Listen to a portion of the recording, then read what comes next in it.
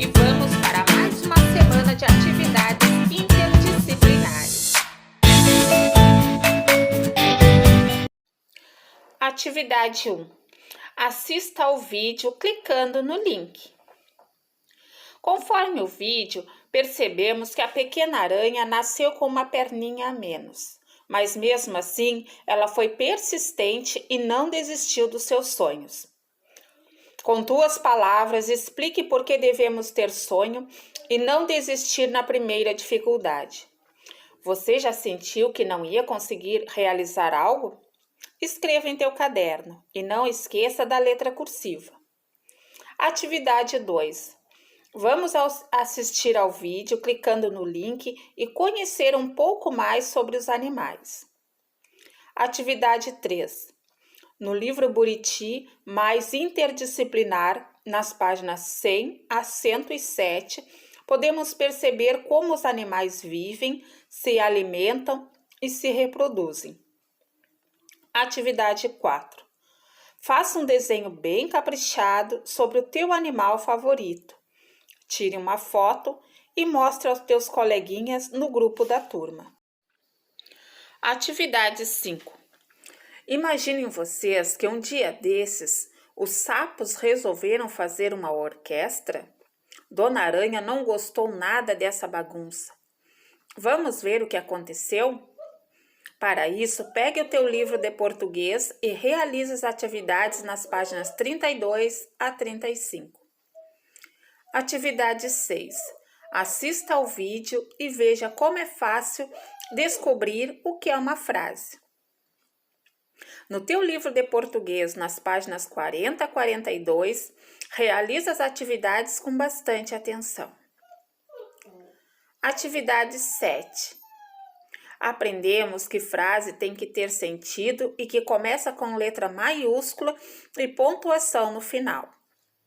Vamos assistir ao vídeo para saber um pouco mais sobre pontuação. Clique no link. Atividade 8. Observe as figuras e escreva uma frase com cada uma delas. Não esqueça da pontuação. Atividade 9. Dona Aranha tem 8 perninhas.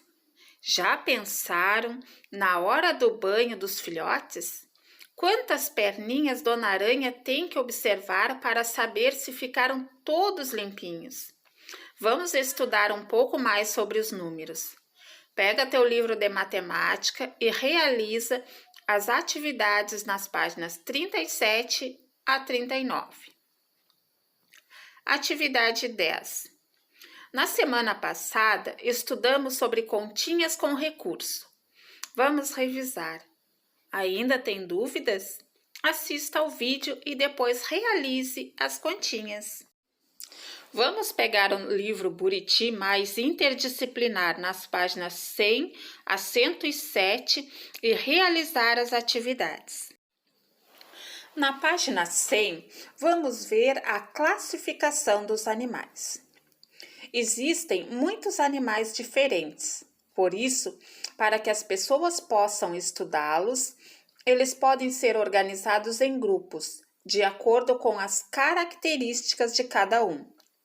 Agrupar esses seres vivos com características semelhantes é uma forma de classificação. A cobertura do corpo e o ambiente onde vivem, por exemplo, são algumas características que podem ser usadas para classificar os animais. Observe na atividade 4 os tipos de cobertura do corpo dos animais representados e circule conforme a legenda. Pegue o seu lápis de cor na cor verde, azul e vermelho. Na cor verde, circule os animais com penas.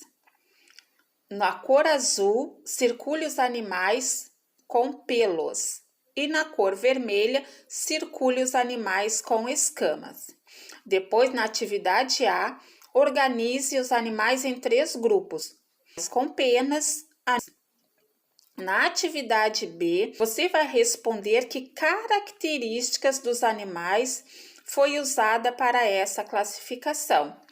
De acordo com o texto, podemos ver que os animais são classificados de acordo com o tipo de cobertura do corpo.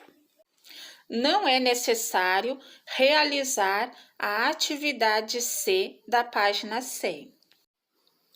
Na página 101, podemos perceber onde vivem os animais.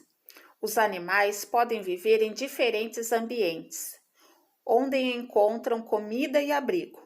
Muitos animais não conseguem sobreviver quando são retirados do seu ambiente natural. Os animais que vivem em terra firme, dentro do solo, em plantas e também os que voam são chamados de terrestres. Os animais que vivem em mares, rios e lagos são chamados de aquáticos. Alguns animais vivem parte de sua vida no ambiente aquático e parte em ambiente terrestre. Observe a imagem e responda as questões. Letra A. Quais animais são terrestres? Observando a figura ao lado. Letra B. Quais animais são aquáticos? Podemos perceber na figura ao lado um peixe, aranha, cachorro, ser humano e o pássaro. Na página 102, podemos perceber a locomoção dos animais. A locomoção é o ato de se deslocar de um local a outro. O tipo de locomoção varia de acordo com o ambiente no qual o animal vive. Os animais terrestres podem andar, saltar, rastejar ou voar. Os animais aquáticos se locomovem principalmente nadando. Existem animais que andam sobre duas pernas, como os seres humanos, e os animais que andam sobre quatro pernas, como o lobo-guará. Os animais que não têm pernas geralmente rastejam. A maioria dos animais que vivem na água se locomove por meio de nadadeiras. Responda. Você tem um animal de estimação? Como que ele se locomove? Se você tiver um, faça a resposta na atividade 6, da página 102.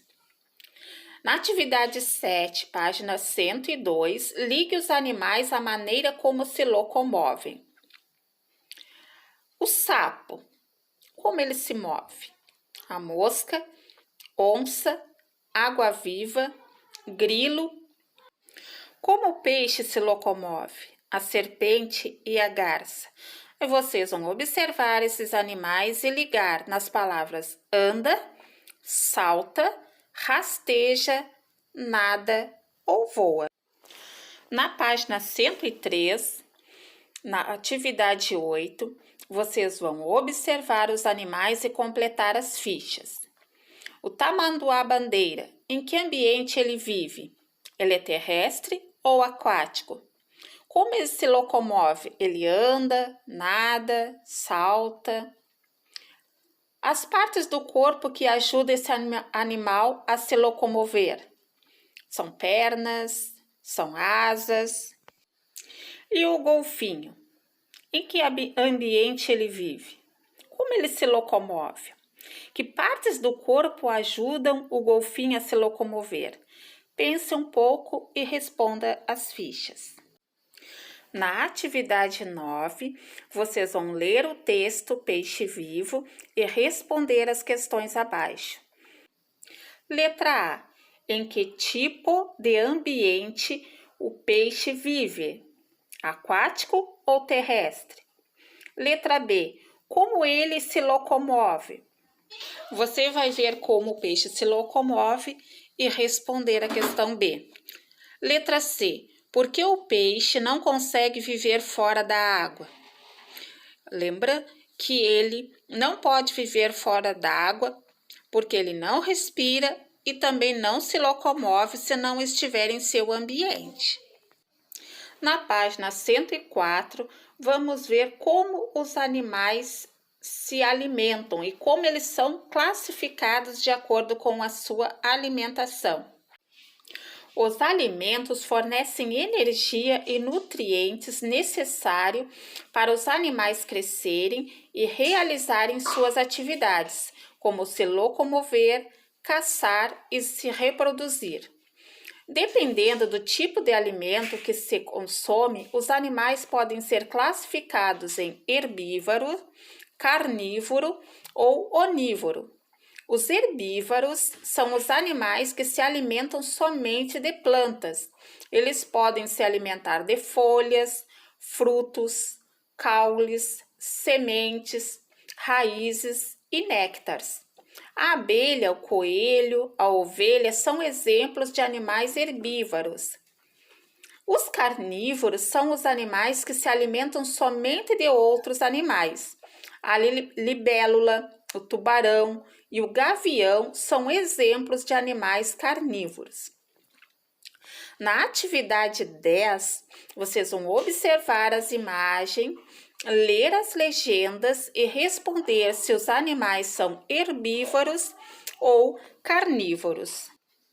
Na página 105, podemos perceber que os animais onívoros se alimentam tanto de plantas como de outros animais.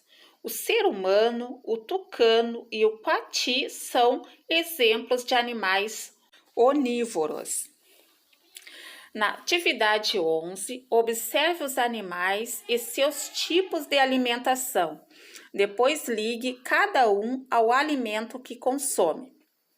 A ema é um onívoro, a coruja é um carnívoro e a anta é um herbívoro.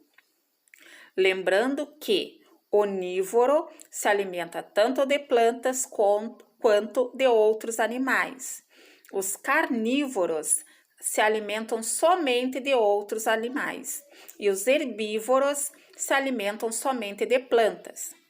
Na atividade 12, leia as afirmações a seguir e marque V para as verdadeiras e F para as falsas. Um morcego que se alimenta tanto de frutas quanto do néctar das flores é onívoro, pois come 2 tipos de alimento.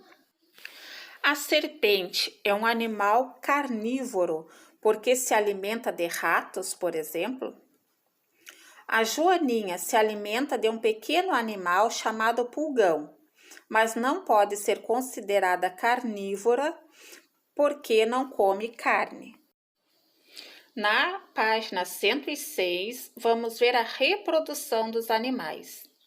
O ciclo de vida é composto de todas as etapas da vida de um ser vivo.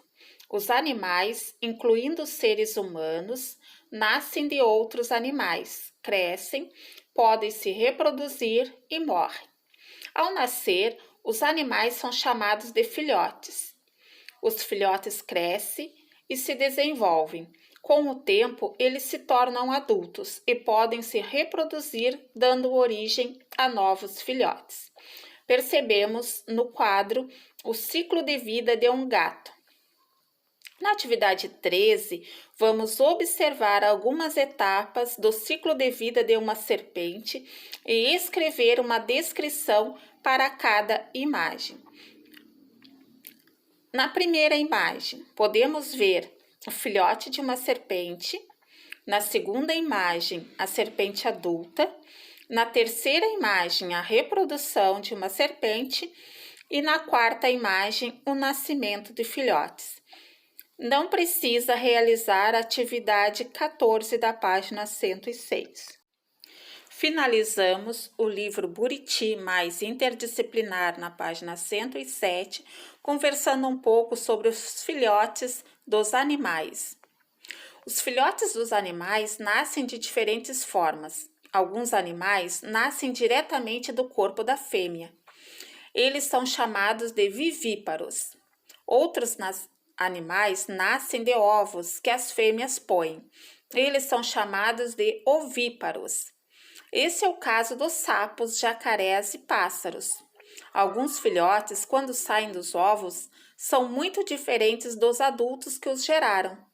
Durante o seu desenvolvimento, eles passam por transformações chamadas de metamorfose. Na atividade 15, observe os animais, leia as legendas e responda se eles são vivíparos, se nasceram do corpo da mãe, ou se eles são ovíparos, se nasceram de ovos. Vemos na primeira imagem os filhotes da serelepe se desenvolvem dentro do corpo da fêmea por 45 dias. Na segunda imagem, o filhote de jabuti se desenvolve dentro de ovos postos pela fêmea por cerca de 7 meses, ou seja, eles nascem de ovos. As borboletas põem ovos onde nascem lagartas. As lagartas formam casulos onde se transformam em borboletas. Então, as borboletas nascem de ovos. E os filhotes de serelepe nascem do corpo da sua mamãe. Os animais costumam proteger e alimentar seus filhotes, além de ensiná-los a buscar alimento e a se defender dos predadores. Esse comportamento tem o objetivo de garantir a sobrevivência dos filhotes.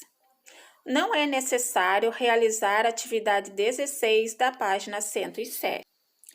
Agora vamos realizar as atividades do livro de português nas páginas 32 a 35. No livro de português, na página 32, vamos fazer a leitura do texto História em Verso, a Orquestra. Na página 33, vamos fazer a interpretação do texto. Atividade 1. Esse texto é uma história em verso. Letra A. Nessa história, há conjuntos de versos que se formam estrofes. Quantas estrofes há nesse texto? Lembrando que as estrofes são separadas por espaços. Letra B. Esse texto apresenta rimas. Copie 2 pares de palavras que rimam. Por exemplo, reclamar e cantar. Na atividade 2 da página 33, precisamos retornar ao texto da página 32. Vamos localizar as seguintes informações. A. Personagens. O que podemos perceber de personagens na história da página 32? São os sapos, aranha, centopeia, grilo, minhoca e o carrapato. E o tempo? Quando foi a festa dos sapos? Em noite de lua cheia. Quanto tempo durou a festa? A noite inteira, né? Tanto que Dona Aranha ficou chateada. E quando é que acabou a festa? Só pela manhã. Na atividade 3 da página 33, diz o seguinte: Dona Aranha chama vários outros bichos. Por que ela faz isso? Marque o motivo. Ela queria participar da festa? Ela queria companhia para dormir? Ela queria que todos os bichos viessem à festa? Ela queria ajuda para acabar com a festa? Na página 34 do livro de português, na atividade 4, vocês vão reler os versos e responder na letra A. Quem disse o que está destacado? Amanhã acordo cedo. Vamos, pare de cantar. Quem falou isso? Letra B. No desenrolar da história, algumas palavras descrevem como a aranha se sente. Assinale, marque um X em quais dessas palavras estão presentes na história. Atividade 5. Ligue cada bicho à atitude que tomou para não atender a Dona Aranha. Na atividade 6, releia o final da história. Mas Dona Aranha, coitada, não consegue mais dormir. Por que então que é considerada coitada? Pense um pouco e responda com as tuas palavras. Na página 35, atividade 7, diz o seguinte: Dona Aranha emburrada vai chamar o carrapato. Ele vem dar meia volta, mas não quer pagar o pato. O que significa não querer pagar o pato? Escreva com tuas palavras. 8. Em sua opinião, os bichos fizeram certo em não acabar com a festa dos sapos, por quê?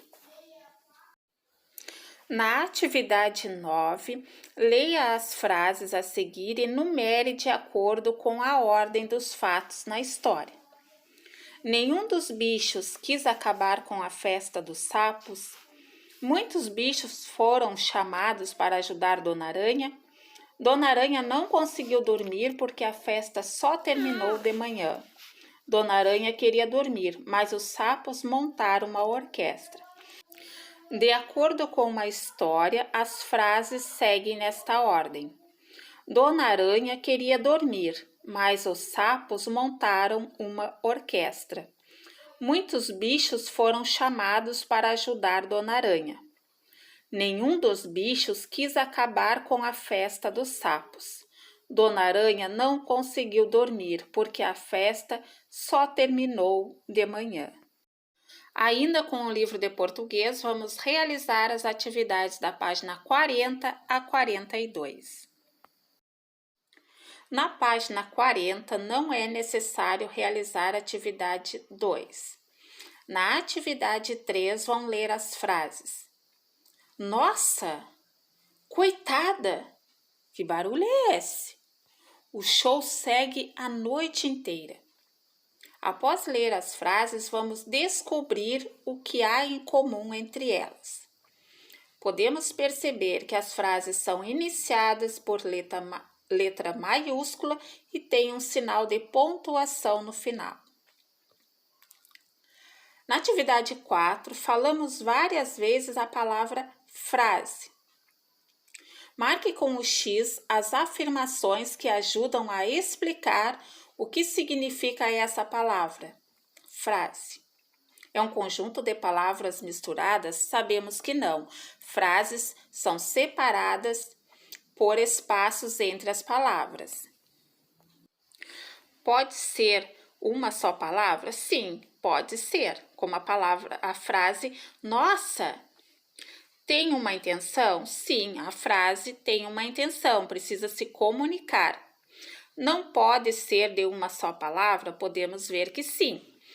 Tem sempre pontuação na escrita? Sim, sempre termina com sinal de pontuação.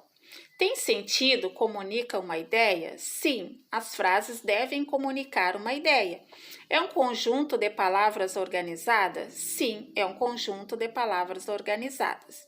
Não precisa realizar a atividade 5 da página 40. Na página 41, atividade 6, vamos reler o final da história que diz: não consegue mais dormir. Atividade A.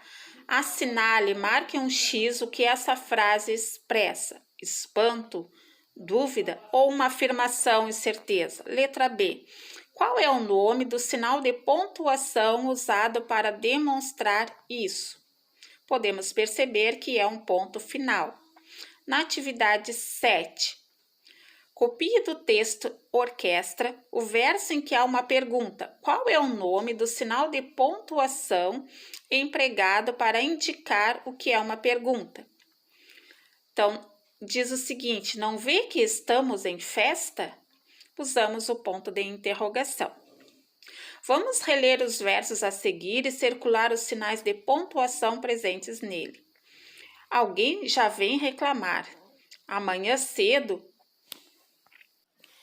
Nessa atividade, vamos circular as reticências, os 3 pontinhos, os 2 pontos no final da palavra reclamar, o sinal de travessão antes da palavra amanhã, a vírgula depois da palavra cedo e novamente o ponto de reticência, que são os 3 pontinhos. Coloque no quadrado o sinal de pontuação empregado. Letra A, para indicar o início da fala de um personagem. Letra B, para anunciar que o personagem vai falar. Na letra A, vamos usar um travessão e na letra B, 2 pontos. Releia. Ele vem, dá meia volta, mas não quer pagar o pato. Para que foram utilizadas vírgulas no trecho em destaque? Neste caso, usamos a vírgula para separar uma enumeração de ações do carrapato. A vírgula é usada para separar elementos ou para dar uma pausa na leitura. Na página 42, vamos completar a tabela de acordo com a pontuação. Ponto de interrogação. Serve para indicar uma pergunta ou dúvida. Ponto final. Serve para encerrar uma afirmação ou negação. 2 pontos indica que um personagem vai falar.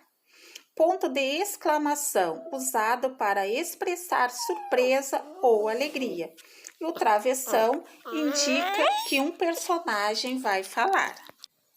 Para finalizar a nossa semana, vamos usar o nosso livro de matemática na página 37 a 39. No livro de matemática, na página 37, vamos conhecer os números maiores que 100. Na atividade 1, vão completar a tabela com os números que estão faltando. Na atividade 2, vamos completar com o antecessor e o sucessor. Na atividade 3, vamos completar as lacunas. Letra A, o sucessor de 145 é, o antecessor de 182 é, letra C, o sucessor de 179 é, e letra D, o antecessor de 160 é. Na página 38, vamos completar as sequências numéricas. Atividade 1. Qual seria o primeiro número se houvesse mais uma linha abaixo da última na rede de números da página anterior? Podemos perceber qual seria o número após o 199. Na atividade 2, complete como ficaria cada linha nova, seguindo a sequência. Imagine que os pedaços a seguir foram retirados de uma rede de números. Complete com o sucessor e antecessor. Na página 39, vamos realizar as atividades. Atividade 1. Em cada item, descubra uma regra e complete a sequência. Para descobrir a regra, é só diminuir o segundo número pelo primeiro. Na letra A, 170. Na letra B, podemos perceber que os números estão em ordem decrescente. Na letra C, vamos seguir a mesma regra da letra A, diminuir 550 menos 545. E aí, vamos descobrir 550 menos 545, quanto é que dá? Descobrimos aí uma regra. Na letra D, podemos ver a diferença entre 196 e 186. Na atividade 2, vamos completar o esquema a seguir, escrevendo qual operação cada seta indica. Vamos ver a diferença entre 475 mais 375 e vamos ver qual é o número que vai em cima da setinha. Qual é a diferença entre 475 e 375? E depois 475 e 575. Na atividade 3, complete os números em ordem crescente, do menor ao maior. Na atividade 4, Inclua os números das fichas a seguir na sequência, mantendo a ordem crescente. E na atividade 5, complete o esquema a seguir, escrevendo qual operação cada seta indica. Se na atividade 2 nós adicionamos, na atividade 5 nós vamos diminuir 100 e depois somar. 100 mais 100 mais 100 mais 100 vai dar menos 400.